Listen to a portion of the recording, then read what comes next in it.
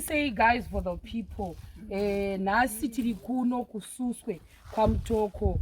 Vanhu vazhinji vanoziva kuti takamboshandira kuno kwaMutoko I think last year yose nekuda kweimwe client yedu kana kuti family yakati toda kuti tinge tichishandidzana nemi ende toda kutenda Mwari takashandidzana navo zvakanaka mhuri yekwaKaitano. Vanhu vazhinji makamboona I think our teacher makavaona sekuru Kaitano vatanyanya kubuda navo zvakare mumavidhiyo mukavaona nana gogo vamwe vari kuseri uku kuvese ukuku vamwe nana mai Musuka teacher avo I think takava interviewa vakawanda stereki uye tikazenge takudzoka zvakare pakashayika sekuru donzvo raita kuti tinge tiri pano muzuva ranhasi. Ndinoda kutenda Mwari kuti sisi Joy vakanga vakatibata kunyanya inini vachimirira mhuri yose kwaKaitano vakasvika muZimbabwe. Client yedu yanga isiri muZimbabwe ndobva vati Sharon ndiri kukumbira kuti unge uchizouya tosangana kuri kuno kususwe kwaMutoko. Ndoda kuvatenda vanhu vazhinji havazviiti zvakadero saka ndo vamuri kuona avo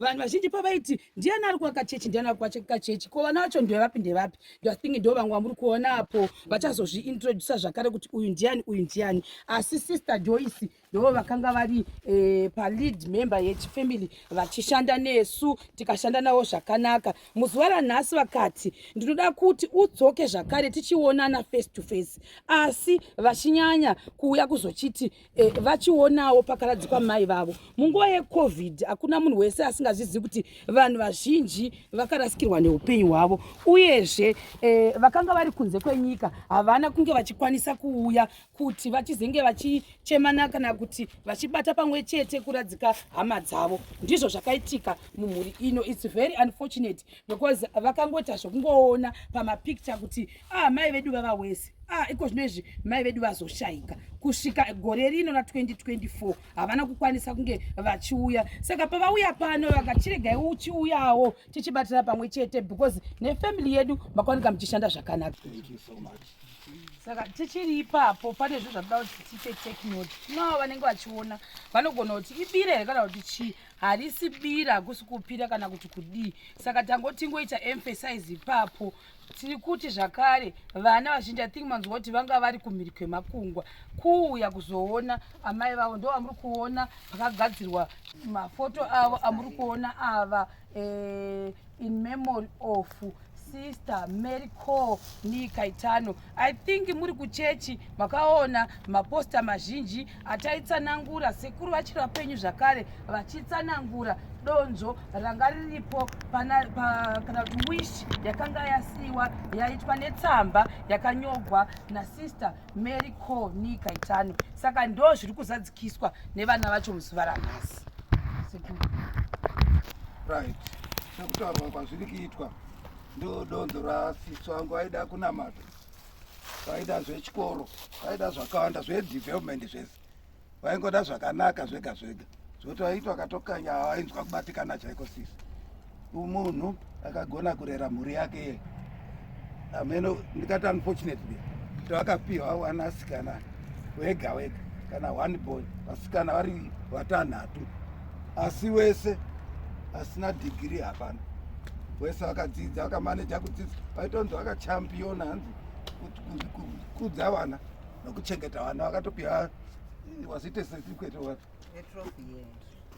trophy medal kuUK yokugona kuchengeta vana vakachamboenda kutoita ameno vaigona zvavo nesu tese manje kungoti hatinazopinda hatina kuita vana tiri hanzvadzi kudaro vakati chengete kuti unhu hatinahwo uzhinji vakabva semunhu anga ari first born pamedu mukuru vakati moodha iwo vakatimanikidzira kuti titoite zvakanaka zvataida kana patisingadi takatonzi tiite zvakanaka chete saka ndo donzo ravo vaida kunamata zvamuri kungoona tsamba yakanyorwa iri uko iri pamaplaki kuchechi uko haisi kuna unfortunate asi vaiti pamunamatopo ndopaigomedzera zvese zvakaitika asi vaigomedzera taiti tikaenda kana kumba kwavo totandara pangosvika kuma 11 12 usiku patikuti takuda kuenda kunorara paihunza tomboita kamunamata takutoti tauda kuchirara komadiki tichiri live akasika pamuda takuenda ndopochinza ende saka zvakatipa kuti takabatikana munamato mumba medu kana vazukuru edu kwanako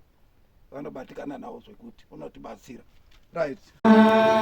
Jesu makanaka iwe makanaka mambo Jesu. Tinamate. Tinokutendai Mwari Baba wedu wekudenga muridzi weupenyu. Tichikutendai kuti mazviita Mwari nokutipa mukana uyu wekuungana semhuri tichirangarira mazwi nenguva yatakararama nambuya semhuri tichiuya pano kucherechedza nzvimbo yavakarara. Wamwe tauya pano kekutanga nokuti pavakaradzikwa takanga tishipo, asi matigadzirira mukana wekuti tisvike zvichabvira nyama nemweya zviri pamwe chete. Zvino tinokutendai kuti taapanapa Mwari.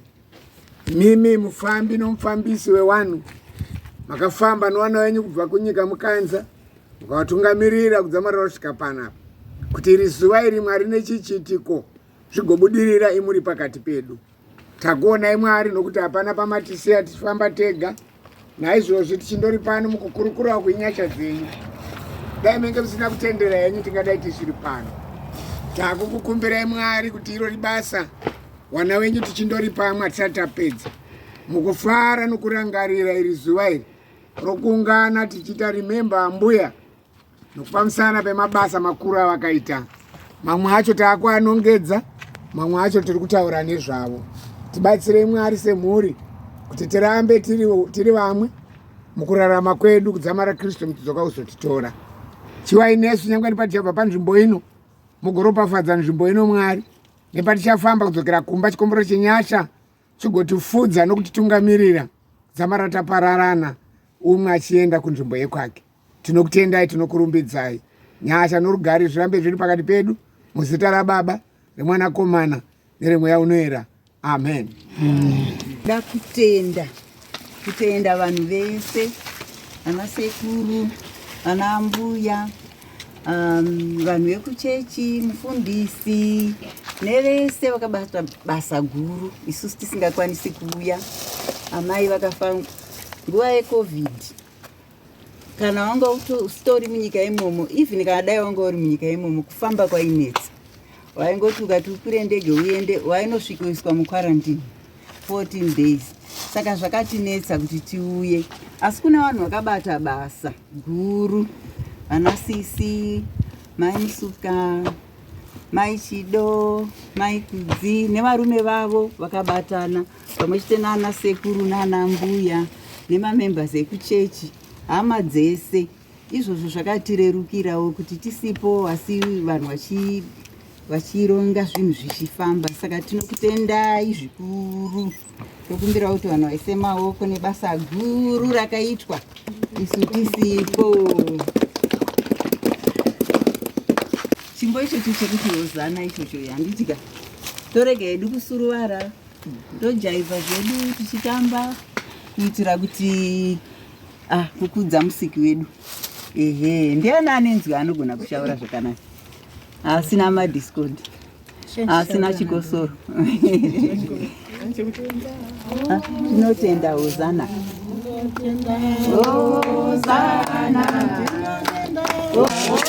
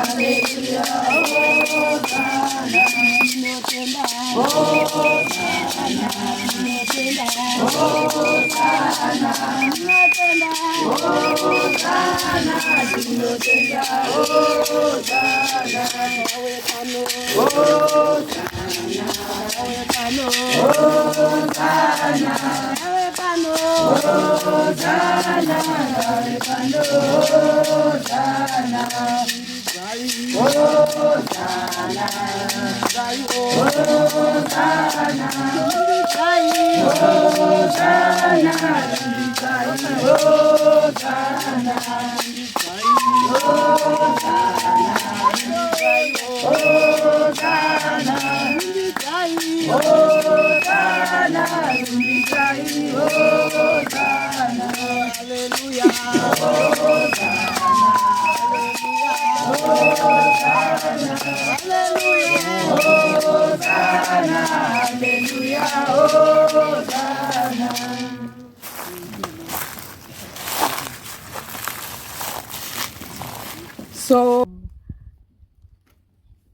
toisa kune Thank you so much.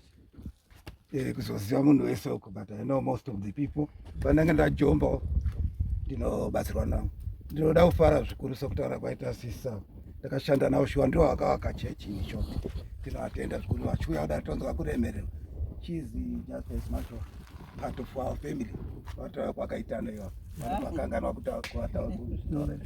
Right, panapa tongoti kunoku ndamutezva ndisawira wedu ndangotera order iripo iwe ndisawira wedu avo ndosawira mukuru pachitoko kunoku tinoti sawira ndiye anotungamira kumakuwa saka ndiwo anotilida kana tiri kunoku uye ndiwo anoti tichihandei kumba toenda kumba tese ndiwo anogona kusarira vari kuno.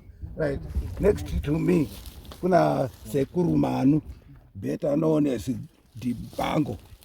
Mwana wemukoma wangu sekuru David vanzi Dibango Manu Dibango ndo ari padhuze neni mudzidzisi pachikoro pedu pano pakaronga pamberi panapa, then followed by muzukuru manje anonzi Mbeko Siwa.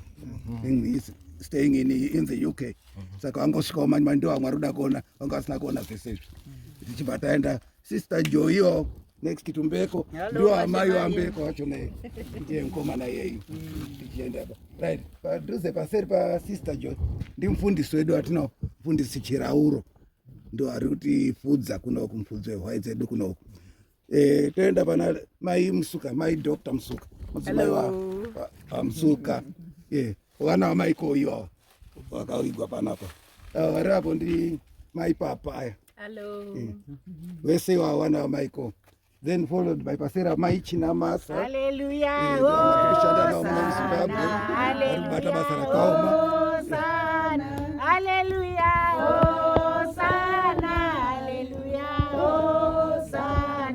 She enjoys singing best paranonga just kuseri kwachona pana padhuze namai Papaya who is there now. Pana mai Kaitano ngotera ndo mai Sabu ndo madhamu wangu iyo ari padhuze. Pataenda pana mai wekuNigeria mai Mwabude mwana wamaiko iye. Right, pataenda pa next pana Masiwa itatati Siwa mukadzi waMbeko iyeyo. Pane mwana wamene kuti ari kupi saka tongoti patasvikawo pamunhu tongotaurawo nezvake. Paseri pachona akapfeka heti yakadaita veranda rakatange marufu amazuva anaya vanoti mai Peshi Kaitano mukadzi wangu Wilfred kanzi Jonathan kuna vanomuziva, followed by mwana takangosangana mwana wemukoma Lington mukuru kuvarume mumba medu vanonzi mai Mazarura. Tichibva tazoenda paseri pavo ndosara pavana ndiwo ane mhuriyo ndiwoamai wevana vari paseri vane heti paseri vamukoma ndiSabhuku Kaitano kwakaitano kuarea D vachangosvikawo manje vanga vane ubasa kubhuku kwavo kasava maneja kusvikawo ndokwababa munini Paul muning'ina wababa wangu iwo ari mukoma kwandiri vakuru kwandiri Wari pano awa vari apa huku awa ndo majokosiyo ndakapfupi. Right, tozoenda pano pamberi apa baba ndotanga baba iwavo vane heta ndo baba Siwa iwavo ndo varume vasisijo iwa vatabva vaya vari best kuUK asi kumuchakwavo palupani pana kobulawan tobva tazoenda vari apa mukadzi Edward Kaitano Sabhuku achangobva tisiya unfortunately ndiye mukoma ndaiteedzera wanyasha. Right, tobva tazoendawo mai Chigumira vanokosha kuchechi kwedu iyo ndo vanochengeta mari dzedu iyo kwakachena, followed by neki ndoaita sister yepandauya mudhumeni wedu iyo ndo vanotidzidzisa kurima mai waDibango Manu Dibango ndambuya wangu iyo ndakaroora ikoko ndambuya. Right, paseri pacho tobva taenda pana Chinamasa madhamu vari kupikozvi ari uko hokimba baba Chinamasa iwawo right paseri pababa Chinamasa avo vari kutandanisa tu animoro tunonetsa kuno tunonetsa takamukona takati vanonzi vakaronga Henry Karonga ndana Sabuko Karonga ivo ndo vane chikoro ichacho pamberi pachibatana pana brother wavo Francis Kanzlafmo Karonga ndio vane chikoro ichocho asi ivo vakazotama kuenda vakateera baonini vangu vainzi apo rugara nana mukoma Clement kuarea D vakaita rimwe bhuku iko right vakuru vane heti kukuereka ndinoti vanoitwa Mititina Kaitano mwana wemubvana wangu Happy Kaitano panaisa Happy Mo Kaitano mwana wachona nofunga ndo muri pamana anenge asiyiwa nofunga ndo muriri